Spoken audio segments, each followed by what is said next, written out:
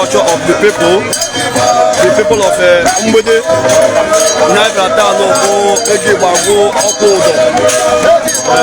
Opodo Day, Aka Ijofo,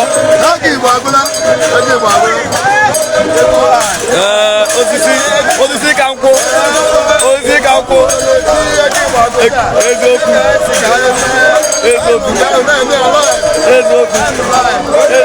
Akijofo, Ofuwa Dumegu, Ijofo,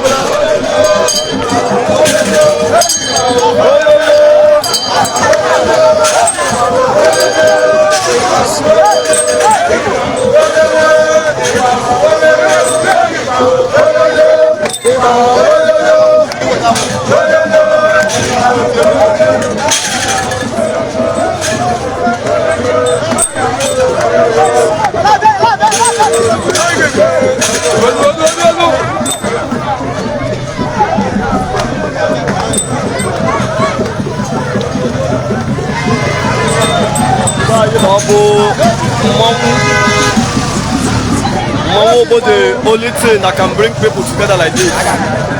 One of the side attractions of our cultural heritage. From history past, when there is no government, when there is no police or army, masquerade is used for the duties that the police are doing now. they are used.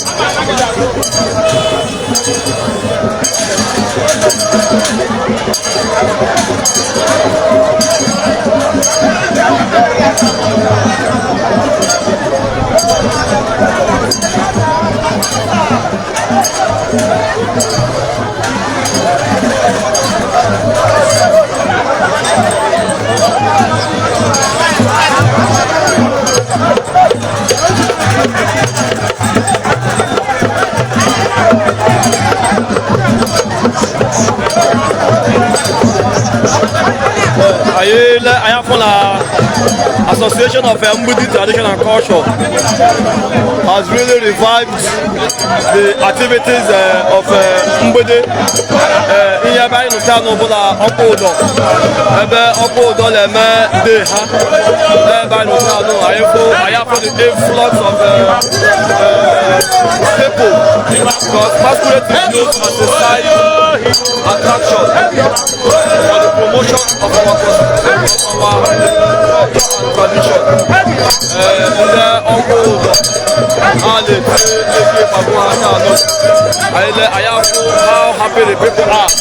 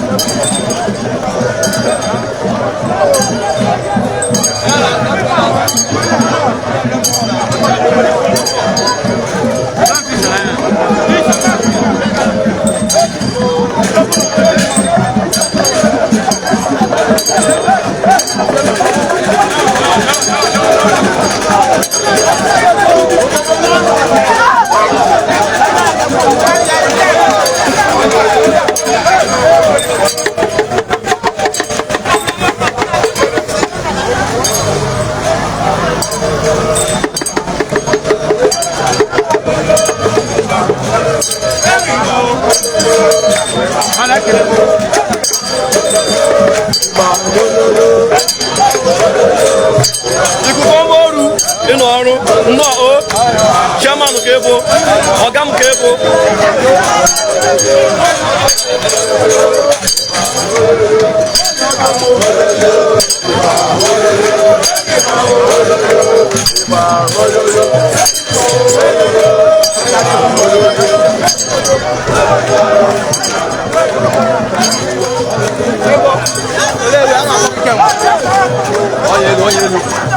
Onyale.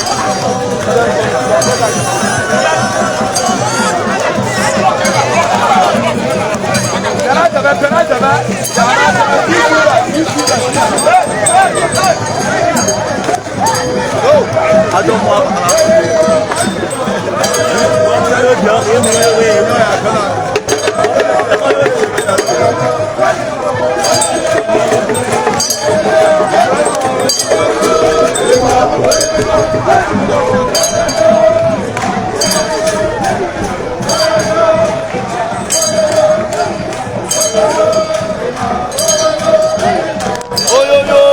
Ibagu oyoyo, oyoyo, Ibagu oyoyo, oyoyo, Ibagu oyoyo, oyoyo, Ibagu oyoyo, oyoyo, Ibagu oyoyo, oyoyo, Ibagu oyoyo.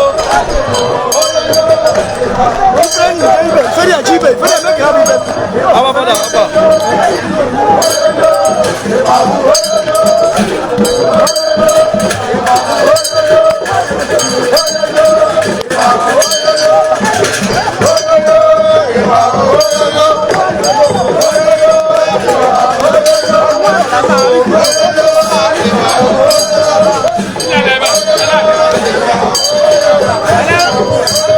Security.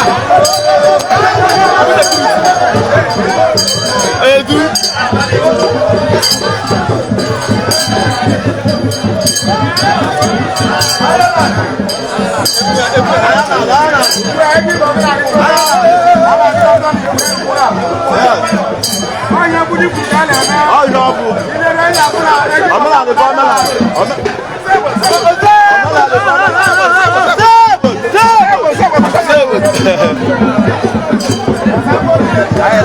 Dani Tafa. Zoku. One day. I do, brother.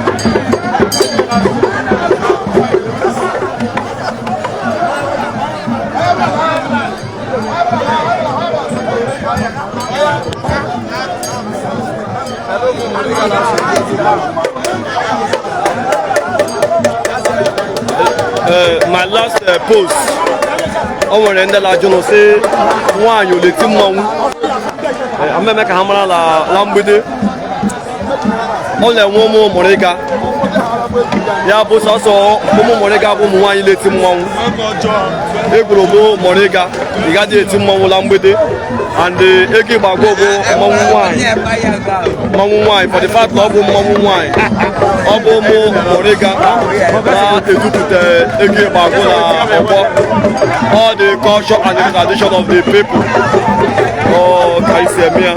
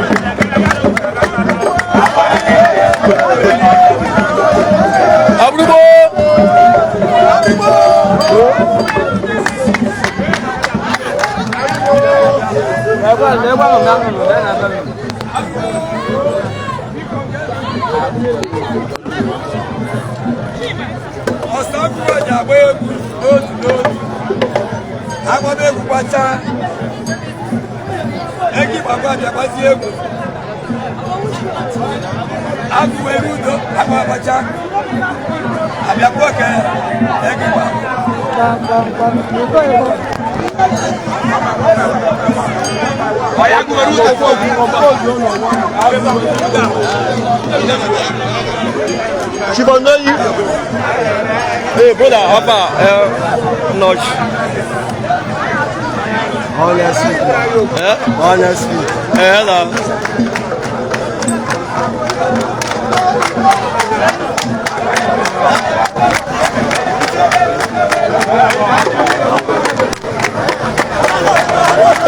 Sorry, what the? Papa.